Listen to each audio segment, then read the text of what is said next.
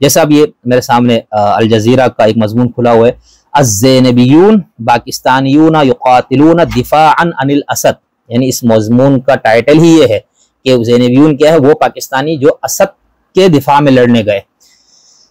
ٹھیک ہے۔ جو اس کے شدید حامی وہ کیا کہتے ہیں ہم ابھی بتائیں گے، اور جو زیاد صاحب کی اس سے بھی جو اس میں بتایا گیا کہ ان کا تو یہ خیال ہے کہ ہم بی بی زینب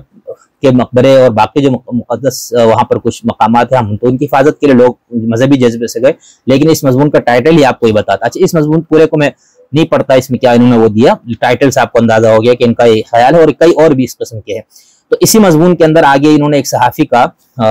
ایک حوالہ دیا ہے جو میں بتانا چاہتا ہوں۔ یہاں پر ہیڈنگ انہوں نے رکھی اسی مضمون میں المال الایرانی، ایرانی دولت، ایرانی مال، ٹھیک ہے۔ اب اس میں کہتے ہیں کہ ایک صحافی جو اسلام آباد میں مقیم ہے اور جن کی نظر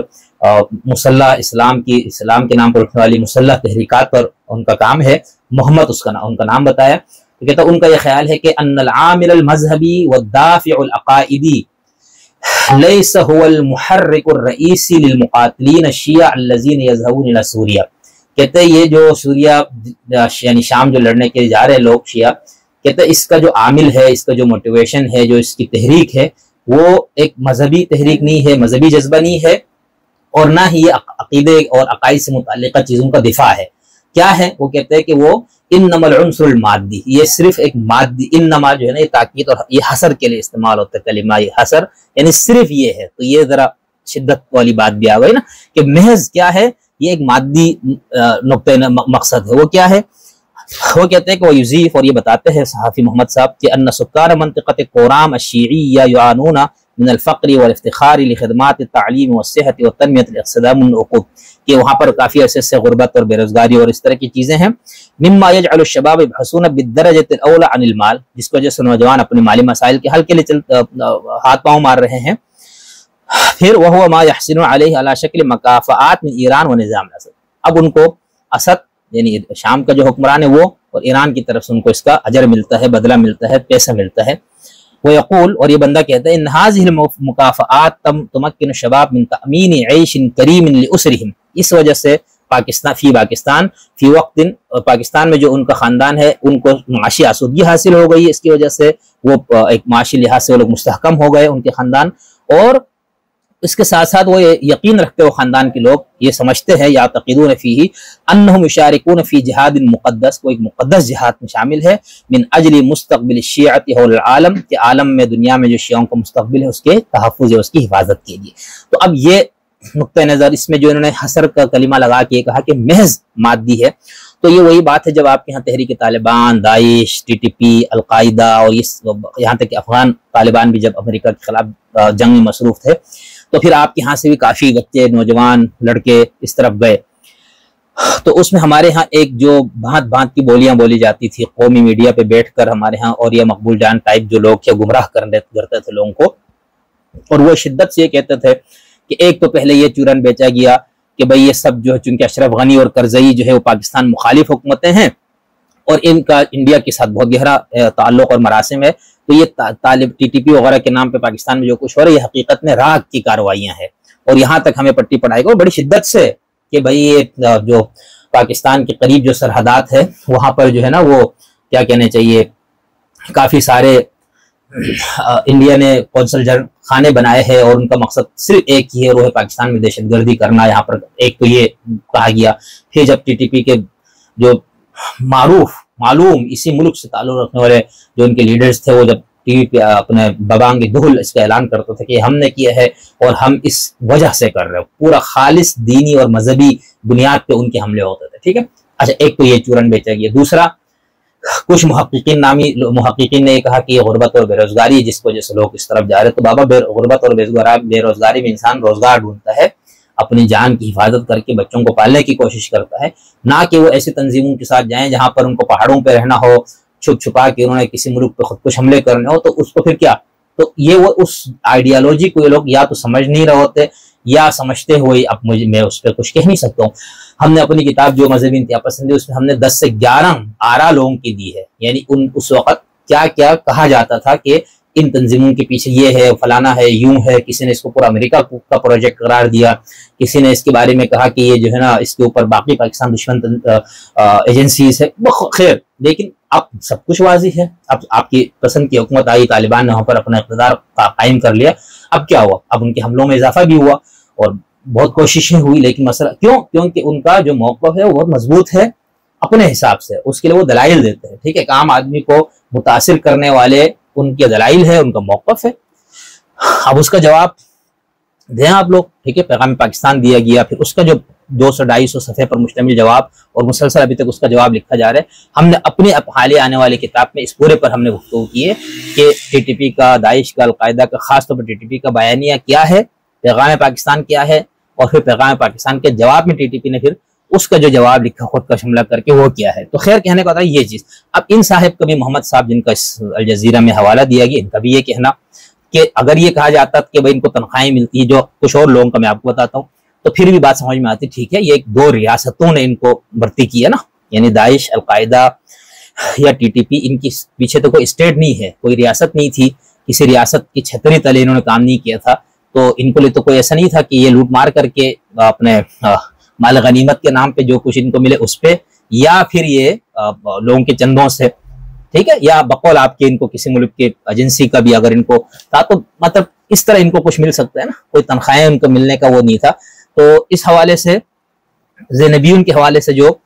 یہ ثانوی طور پر ہم کہہ سکتے تھے کہ بھائی اصل مقصد تو یہی دینی ہے, مذہبی ہے. ٹھیک ہے, اب میں آپ کو پڑھ کے جب سناؤں گا نا اس کے حامیوں نے جس انداز سے اس کو بیان کیا, تو آپ کا بھی ایمان جوش بھرے گا اور آپ بھی کہیں گے یار مجھے بھی جانا چاہیے. تو کہنے کا مطلب ہے کہ یہ ہے مذہبی بنیاد, انسان اس قدر مشقتوں کے ساتھ سفر کر کے جائے اور محض اس پہ کہ ہم نے لڑنے کے لیے جانے, اور جب آپ لڑنے جائیں گے اور وہاں پر جس قسم کا ماحول بنا ہوا تھا جس وقت یہ لوگ جا رہے تھے, اس میں آپ کی جان بچنے کا بہت کم چانس سے امید ہوتی تھی. تو اس میں جو لوگ جاتے ہیں وہ اسی دینی جذبے سے جاتے ہیں. اس کے بعد جو ان کو تنخواہ, کوئی مراد, کوئی چیزیں ملتی تو ایک الگ چیز ہے. تو یہ میں نے سوچا کہ آپ کو یہ بتا دوں. ایک تو اس مضمون کا میں نے آپ کو تعارف کروایا, اور دوسرا یہ. اچھا, اب اس حوالے سے ہمارے ہاں جو بات یہاں پر ایک تو یہ کہ اسی مضمون میں یہ بات کی گئی, اور دوسرا جو ہے ہمارے ہاں بہت سے لوگ یہ بات کرتے بھی ہیں. میں یہاں پر آپ کو ایک معروف صحافی ہے محترم رضوان رضی صاحب, غالباً ان کا نام ہے, جن کو رضی دادا کہا جاتا ہے, وہ اپنے آپ کو بھی رضی دادا کہتے ہیں. تو انہوں نے آج ہی اس پہ گفتگو کی. میں اس کا کچھ حصہ آپ کو سناتا ہوں اور پھر اس کے بعد ہم بات آگے بڑھاتے ہیں. یہ سنیں آپ ان کو رضی دادا صاحب کیا فرما رہے. بریگیڈ دہشت گرد تنظیم ہے, اس نے فرقہ وارانہ کلنگ کے اندر, دہشت گردی کے اندر بہت نام کمایا ہے. اور روضہ زینب بی بی رضی اللہ تعالیٰ عنہ کی حفاظت کے نام کے اوپر بارہ چنار اور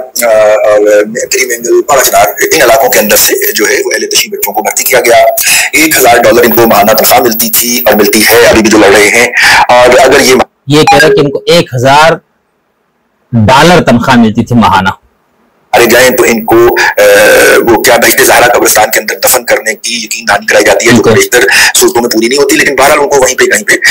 بہشت زہرا سلسلے لیول کے قبرستان پہ دفن کیا جاتا ہے. پھر ان کے یہ بھی یقین دہانی کرائی جاتی ہے کہ ہر سال آپ کے والدین جو ہوں گے وہ زیارت مقدسہ کے لیے جایا کریں گے. ٹھیک ہے, یہ بھی ان کو یہ پیکج میں شامل ہوتا ہے اگر آپ مارے گئے وہاں پہ یا ان کے بقول شہید ہو گئے. 15 لاکھ کے قریب شامی جو تھے, انہوں نے اپنے مخالف فرقے کے لوگ جو تھے ان کو مارا, بلکہ انہوں نے گیسیں بھی استعمال کی, اور اس کے سارے ثبوت اس وقت مگر 15,000 کے قریب اپنے مخالف فرقے کے لوگوں کو مارا. اب اس میں جو اس کے حامی ہوئے کہ ہم نے داعش کو مارا, اور جو وہاں پر دہشت گرد تنظیم تھی. اب کیا محض داعش اور دہشت گرد تنظیم تو ایسا نہیں تھا نا, وہاں پر اس وقت عرب بہار کی پوری بہار کی جو تحریک تھی اس کے نتیجے میں جو ایک انقلاب اور تبدیلی کا پورا ایک سلسلہ چلا تھا, تو اس میں پھر ہر ایک میں اپنے سلسلے, تو داعش کا بھی اس میں بہت اہم تھا. داعش نے بہت بربریت دکھائی, اس کا تو کوئی معقول انسان انکار نہیں کر سکتا. تو یہ کہنا کہ مخالف مسلک کوئی پھر مسلک کی باہر, اب یہ ان کا نقطہ نظر ہے, آگے سنیں. میڈیا کے اوپر بھی اور ان کے مختلف سرچ کے اندر بھی موجود ہیں. اور ایف اے کلینسنگ کی انہوں نے اس داعش کا نام لے کے, ٹھیک ہے, داعش تو چھوٹا سا تھا نا, لیکن وہاں پہ انہوں نے پورے علاقوں کے اندر جو تھا وہ کیا. پھر وہاں پہ بھی مزاحمت تو ہے نا, لیکن اس مزاحمت کو داعش کا نام ایران بڑے مہارت کے ساتھ دے لیتا ہے, اور ساتھ میں رشین اور امریکن پروپیگنڈا بھی مل جاتا ہے, اور سنیوں کی نہیں سنی جاتی. ٹھیک ہے, یہ ایک دوسرا پہلو ہے جو کبھی بھی پاکستان کے میڈیا پہ نہیں آتا, اسے احساس سمجھ کے رپورٹ نہیں کیا جاتا. تو یہ دہشت گرد تنظیم جو تھی, یہ اب ایران نے شام کے اندر ترکی نے اپنا ایک سیف زون قائم کر لیا ہوا ہے کہ اس کے اندر نہ تو وہ شامی افواج کو دور کرنے دیتا ہے, اور نہ ہی شامی ایئر فورس تو خیر ہی نہیں گئی اس کو آنے دیتا ہے, کیونکہ ان کا خیال یہ ہے. اچھا, پھر خودوں نے اپنا علاقہ جو ہے شام کے اندر قائم کر لیا ہوا ہے. تو باس پارٹی کی جو باسی حکومت ہے الوائٹس کی, بلکہ وہ بہت محدود, اور اس کے اندر جو ہے وہ یہ پچھلے دن اگر آپ کو یاد ہو تو اس جنگ سے کچھ دیر پہلے یہ جو بشار الاسد رئیس نے قرآن کو ایڈٹ کر کے چھاپنے کا اعلان کیا था, और उसके अंदर से उसी ख्याल के अंदर बहुत सारी जो अब्सोल्यूट हो चुकी हैं आयात वो निकाल दी थी, और बस उसने कादियानियों की तरह ये हमाकत नहीं की कि हमारे अलावा बाकी सारे काफिर ज़िंदगी और रनियों के बाद ये उसने नहीं कहा, ठीक है, वो किया। तो यार बहुत सारे ऐसे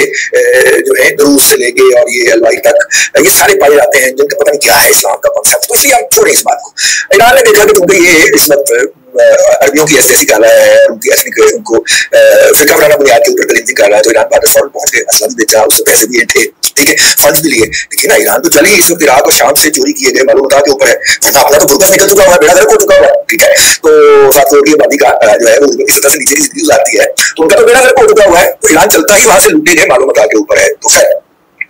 ज़ैनुद्दीन ब्रिगेड को जब दहशतगर्द पाकिस्तान ने डिक्लेयर किया, अगर आपको याद हो तो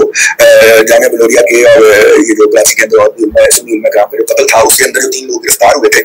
वो ज़ैनुद्दीन ब्रिगेड के गिरफ्तार हुए थे। तो पाकिस्तान के तहकीकाती इदारों ने पिछले दिनों इनके खिलाफ मनी लॉन्ड्रिंग की कैंपेन भी शुरू की, मनी लॉन्ड्रिंग की इन्वेस्टिगेशन भी शुरू की थी कि पाकिस्तान से ये डॉलर के मसाइल हैं, ये सिर्फ अफगानी समझ नहीं कर रहे, ये ज़ैनुद्दीन के साबिक ट्रेनी जो थे ये पाकिस्तान से ईरान को डॉलर जो थे वो नहीं करते हुए पाकिस्तान ने इस मुल्क के साथ दुश्मनी के ऊपर कमर कस हुई। तो खैर ये हो जाता है जी, मतलब कि ज़ैनुद्दीन ब्रिगेड को हमने बिल आखिर दहशतगर्द करार दे दिया। इसके हम इसकी कज़न जो है वो फातिमीन ब्रिगेड है। ये कहा जाता है कि अफगानिस्तान के अंदर से जो हज़ारा वगैरह मोबाइल जो है उनमें से 2 भर्तियां की गई है, और देखो अपने बच्चे भी खरीदते मरने के लिए ईरान जो है, ठीक है, उन लोगों के बच्चों को भर्ती करके खरीदते वो ईरान से भर्ती किए गए हैं। अब इसमें ये भी है सवाल है अंदर खाने कि पाकिस्तान के अंदर दहशतगर्दी की ज्यादातर कार्रवाइयां, टारगेट किलिंग की ज्यादातर कार्रवाइयां ये फातिमीन वाले करते हैं, क्योंकि इनके लिए अफगानिस्तान भाग जाना, वहां पर छुप जाना आसान होता है, और 2 रास्ते इनके लिए बन जाते हैं, या वो ईरान को निकल जाए या वो अफगानिस्तान को निकल जाए। ईरान को जाने के लिए तो फिर भी कहीं ना कहीं से एंट्री हो जाएगी, यहाँ से आप चमन के रास्ते अफगानिस्तान को निकल जाए तो पूछने वाला कोई नहीं आपको, क्योंकि वहां पर तो चेकिंग भी नहीं करेगा। चले ये थोड़ी सी है, ये तकरीबन कोई 17-18 मिनट पर मुश्तमिल गुफ्तगू। अगर आपने पूरी गुफ्तगू सुननी है तो यूट्यूब पे आप डाल लीजिए रजीनामा, इनका मेरे ख्याल से चैनल का, हाँ यही है, तो उस पे आप सुन सकते हैं। आज ही इनका ये प्रोग्राम जो है ना ये अपलोड हुआ है, इनकी ये गुफ्तगू। तो इसके अंदर भी आप देखें इनका जो अंदाज है, सहाफी है, जाहिर सी बात है। इससे पहले मैंने आपको ज़िया साहब का पूरा मजमून पढ़ के सुनाया, यानी एक सहाफती जबान में, जिसके अंदर इस तरह की बातें करके अगर जो हकीकत पर मबनी हो तो उसको एक तरीके से ही बयान किया जाता है। लेकिन रजी साहब ने इनको काफी इज्जत करता हूँ, उनकी काफी चीजें सुनता भी हूँ, हालात हाजिरा पे कभी कभार इनकी चीजें भी बैठक में अच्छे वजाहत मसूद साहब और हजरात बैठ के गुफ्तगू करते हैं, तो वो टाइम मिला तो वो भी सुनने की कोशिश करते हैं। तो कहने का मतलब ये कि इन्होंने वही जबान या वही लबो लहजा रखा जो इस हवाले से जो शदीद मुखालिफिन का अंदाज या उनका लबो लहजा है, जिसके उन्होंने ये जो तनख्वाह की, मरात की, ये सब बात की, तो जाहिर सी बात है ये बाकी लोग भी करते थे, इन्होंने नहीं की, लेकिन उसके साथ जो इनका अंदाज था और जिस अंदाज से इन्होंने चीजें पेश की, तो इसलिए हमने रजी साहब को इस तंजीम, ईरान मुखालिफ और इस तरह की जो नजरियाती तौर पर इन चीजों की मुखालफत, शदीद मुखालफत करने वालों में हमने इनको रखा। ठीक है, तो ये मैंने आपको 2 अरबी उससे बताया, एक अल जजीरा वाले और एक दूसरे इससे, और तीसरा जो है ये जो बात की ना कि इनको मरात और ये चीजें मिलती है, तो इस पे एक मजमून शाया हुआ है अल अरबिया न्यूज में, ठीक है, उसका उन्वान है बिअम्र ख़ामनाई मुनिहा जिन्सियत ईरान इरहाबियीन युक़ातिलून बिसूरिया, कि ख़ामनाई के हुक्म से जो शाम में लड़ने वाले दहशत गर्दों, यहाँ पर इरहाब लफ्ज लिखा हुआ है, उनको वहां की शहरियत दी जा रही है या देने का ऐलान किया गया है। ठीक है, अब ये जो मजमून है मैंने आपको कहा कि अल अरबिया न्यूज में है, और ये 12 अप्रैल 2024 का मजमून है, 12 अप्रैल, ठीक है, और ये आज 13 है, तो इसका मतलब कल का मजमून है। तो इसमें इन्होंने लिखा है कि कशफ रईस मुअस्ससतुश शहीद अल ईरानिया, यानी जो मुअस्ससा शहीद है, फाउंडेशन है शहीद, उसके जो रईस है, जो उसके सरबराह है, उसने ये बात बताई है मोहम्मद अली शहीदी ने कि अन्नल मुर्शिदा अली ख़ामनाई अमरा बी मनहिल जिन्सियत ईरानिया लिल मुक़ातिलीन अल अजानिब अल मवालीन अल तेहरान फी सूरिया, कि तेहरान के बलबूते पर ये इनके लिए शाम में लड़ने वाले लोगों को शहरियत देने का हुक्म दिया है। वमिन बैनिहिम अफगान व पाकिस्तानीयून, और इनमें अफगानी और पाकिस्तानी लोग हैं, यानी अफगानिस्तान से जो लोग फातिमियून में गए, पाकिस्तान से जो लोग ज़ैनिबियून में गए, उनको रहबर ने, ख़ामनाई साहब ने ईरानी शहरियत देने का ऐलान किया। अच्छा, मुख्तलिफ मुल्क की पॉलिसी अलग है, कुछ मुल्कों में तो शहरियत का देने का नहीं है, लेकिन जिन जिन अक्सर ममालिक में है, पाकिस्तान का भी है, بچہ وہاں پیدا ہو، شادی ہو، فلانا، یہ ساری چیزیں. تو ایران کا بھی جو شہریت دینے کا جو قانون ہے بہت سخت ہے. ایسا نہیں ہے کہ ہر بندے کو اٹھا کے شہریت دے دی جائے. وہ ہے تو اسلامی اسٹیٹ فلانا سب کچھ نام سے، لیکن وہ ہے ایرانیوں کا ملک. یعنی ایران، چاہے وہاں پر رہنے والے عربی ہوں، چاہے وہ بلوچ زبان کے بلوچی بولنے والے ہوں، یا وہاں پر رہنے والے ترکش ہوں یا فارسی زبان بولنے والے ہوں، یہ ان لوگوں کا ملک ہے. قومی اسٹیٹ میں ہم رہ رہے ہیں، یہ ذہن میں رکھیے گا. تو اس قومی اسٹیٹ کے اندر رہتے ہوئے یہ نہیں کہ آپ نے ہر بندے کو شیعہ جو بھی ان کو کہا کہ آجو بیٹا تمہارے لیے ہجرت کر کے آجو، ہمارا راستہ دروازہ کھلا، ایسا نہیں ہے. تو شہریت کے اپنے قوانین ہے. میرے خیال سے بچے کی پیدائش وہاں ہو، اس نے 18 سال وہاں گزارے ہو، اور اس میں یہاں تک بھی شاید غالباً ہے کہ اس میں اس 18 سال میں اس نے کہیں اور سفر نہ کیا، تو اس کے بعد پھر جا کے شہریت. اور ہمارے اپنے علاقے کے گاؤں کے جو لوگ وہاں رہتے ہیں ان سے بات ہوتی ہے، تو ان میں سے کافی ان کا کہنا ہے کہ نہیں، وہاں پر آپ کی 2-3 نسلیں بھی گزرے تو آپ کے اوپر وہ باہر کا بندہ ہونے کا جو ٹھپا ہے وہ آپ سے نہیں ہٹتا. یعنی آپ کو شہریت ملنے کے بعد بھی آپ کو غیر ہی سمجھا جاتا ہے. یہ قومی ریاست کے اس کے اندر یعنی اس کے مسائل میں سے ایک مسئلہ ہے. اس کو باقی ممالک میں بھی ایسا ہی ہوتا ہوگا. تو خیر، تو انہوں نے یہ بتایا کہ بھائی جو افغانستان اور پاکستان سے اس میں شریک ہونے والے لوگ ہیں، اور ایران جو ہے تطلق علیہم، ایران مدافعی الحرم، اور ایران ان کو لقب دیتا ہے، نام دیتا ہے کہ حرم کے دفاع کرنے والے. حیث یقاتلون الی جانب قوات بشار الاسد ضد معارضیہ، حالانکہ یہ لوگ وہاں پر بشار الاسد کی جو مخالفین ہے ان سے لوگ جنگ کرتے ہیں. اور یہ کب سے ہو رہا ہے؟ 2012 سے ہو رہا ہے. پھر مجلس العمل قومی ایرانی اس نے بھی موافقت کی رہبر کے اس کا قبل اسبوع، ایک ہفتہ پہلے، کہ علی منح الجنسیت الایرانیت لمدافعی الحرم، مدافعی حرم انورٹڈ کوماز میں اس کو لکھا ہے کہ جو حرم کے دفاع کرنے کے نام پہ جن لوگوں کو انہوں نے تیار کیا ان کو باقاعدہ شہریت دینے کا بتا دیا ہے، جو سوریا میں جا کے لڑ رہے تھے، فاطمیون الافغانیہ، زینبیون الپاکستانیہ. تو بہرحال ان کا یہ کہنا ہے کہ یہ وہ ہے ایران کے پراکسی لڑائی لڑنے والے ہیں جو انہوں نے باقاعدہ ایک ان کے لیے یہ مراعات ہے. یعنی ایک تو رضوان صاحب اور باقی جو یہ بات کر رہے تھے، تو ٹھیک ہے تنخواہ ملتی ہوگی، ہمارے پاس نہ کوئی اس کا ثبوت نہیں ہے، نہ ایسے لازماً تنخواہ ملتی ہوگی، ملنی بھی چاہیے. بھائی آپ 2 ریاستوں کے اس پہ جا رہے، ٹھیک ہے. پھر آپ اگر ہم ان کی شدید حامیوں کو موقع بھی دیکھیں گے تو اس نقطۂ نظر سے بھی آپ جا رہے تو پھر بھی 2 ریاستیں ہیں آپ کے پشت پہ، ٹھیک ہے. بلکہ عراق کو بھی اگر ملا لیا جائے، حالانکہ عراق آفیشلی اس کا انکار کرتا ہے کہ بھئی ہم لوگ تو نہیں جانے دیتے، ہماری طرف سے پابندی ہوتی ہے. آپ کے یہاں پہلے کشمیر کے معاملے میں تھا نا کہ عالمی دنیا کو جی تو مجاہدین ہے، ہمارے کنٹرول میں نہیں ہے، ہم کیا کریں.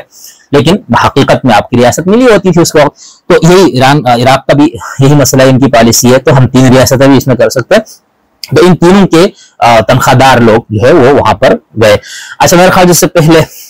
سعودی عرب کے بھی تنخواہ پوری وہ فورس وغیرہ اس میں بھی شاید کافی لوگ بھرتی ہوئے پوری دنیا سے، وہ مجھے اس کے بارے میں مکمل وہ نہیں ہے. تو یہاں پر میں نے آپ کو یہ بتا دیا کہ اس میں بھی باقاعدہ ان کا کہنا ہے کہ ایرانی حکومت نے خامنئی صاحب کے کہنے پر باقاعدہ ان کو شہریت بھی دینے کا اعلان کیا ہے، جن کو حرم کے مدافعین کہا جاتا ہے. ایک اور حوالہ بھی یعنی اس تنظیم کے حوالے سے ہمارے پاکستان میں جو اہل تشیع کے اندر، جیسے میں نے اس دن ایک ہمارے دوست کا انٹرویو بھی کیا تھا، جن کا کہنا یہ ہے کہ ہم مرکز ولایت علی والے ہیں. تو ان کے ویب پیج پر غالباً یہ انہوں نے آج ایک بیان لگایا تھا، تو وہ پڑھ کے سناتا ہوں. یعنی یہ بھی اس زینبیون اور اس کانسیپٹ کی شدید مخالف ہے. اس بنیاد پہ نہیں کہ حرم کے مقامات مقدسہ کے دفاع وغیرہ کی بنیاد نہیں، کیونکہ اہل تشیع یہاں پہ یہ نہیں ہو سکتا. وہ اس بنیاد پہ کہ وہ کہتے ہیں کہ یہ سارا کچھ سیاسی کھیل ہے. اس میں یہ لکھا ہے، مرکز یا علی مدد، مرکز ولایت علی پاکستان سندھ باطل ولی فقیہ کے ایجنٹوں کے جانب سے سادہ لوح پاکستانی شیعہ اثنا عشری مومنین و عزاداران کو دفاع حرم مطہر کا جانسا دے کر اپنی اسٹریٹجک جنگ کا شکار بنانے والے اور اس میں حصہ لے کر جنگجو بنانے اور تیار کرنے والے گروپس کو اب پاکستان نے بھی کل عدم قرار دینا شروع کر دیا ہے. پاکستانی اثنا عشری مومنین و عزاداران کی واحد نمائندہ تنظیم مرکز ولایت علی پاکستان سندھ کب سے یہ گزارش کرتی آ رہی ہے کہ اپنے عقائد مضبوط رکھیں اور مذہب کے نام پر اب دھوکہ کھانا بند کریں. تحفظ حرمین کے نام پر باطل ولی فقیہ کی حکومت کی ذاتی جنگوں کا حصہ بننے سے خود کو بھی بچائیں اور اپنے اولاد اور نوجوانوں کو بھی بچائیں. اور ریاست پاکستان کے ضامن اداروں سے بھی درخواست ہے کہ مزید اس طرح کے ہر گروہ، ہر مدرسے، ہر ادارے اور ہر غیر ملکی فنڈڈ ایجنٹ, چاہے وہ کوئی مولوی ہو, سیاستدان ہو یا کوئی سرکاری افسر, کی سخت سے سخت نگرانی کی جائے اور ان کے خلاف مکمل قانونی چارہ جوئی کر کے کیفر کردار تک پہنچایا جائے. اب یہ جن لوگوں کا موقف ہے جنہوں نے یہ بات لکھی, مثلاً یہ شیعہ ہیں اور یہ کہتے ہیں حقیقی شیعہ ہم ہی ہیں, ٹھیک ہے, یہ ولی فقیہ اور یہ سارے لوگ باطل ہے اور اسلام تشیع کے اندر جو ہے نا وہ انہوں نے بدعت کا اس میں اضافہ کیا یا بدعت کو داخل کیا ہے. یہ ایک پورا ایک علمی بحث ہے, ہم اس پہ کرتے رہے ہیں, آئندہ بھی ہم اس پر گفتگو کرتے رہیں گے. تو کہنے کا مطلب یہ ہے کہ انہوں نے بہت شدید الفاظ کے ساتھ اس چیز کو جس انداز سے بیان کیا وہ آپ دیکھ لیجیے.